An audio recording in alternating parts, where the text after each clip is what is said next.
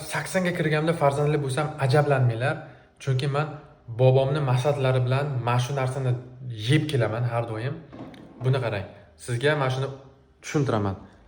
Buni ichiga o'zimizning greskiy yong'oq, pista, qora sedana, kadidonagi, bodom, mayiz, har xil suxofruktlar va imbir, ya'ni zanjabil, asal, ya'ni mayskiy asaldan qo'shasiz.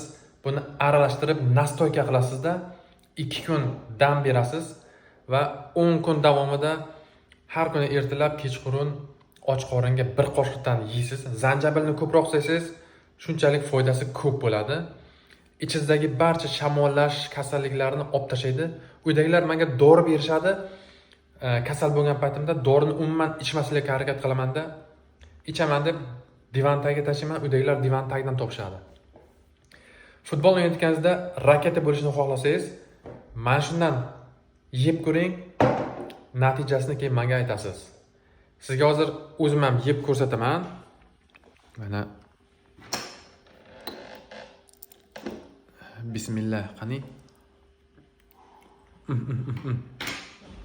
Zanjabilni ko'proq yesangiz, foydasi shuncha yaxshi.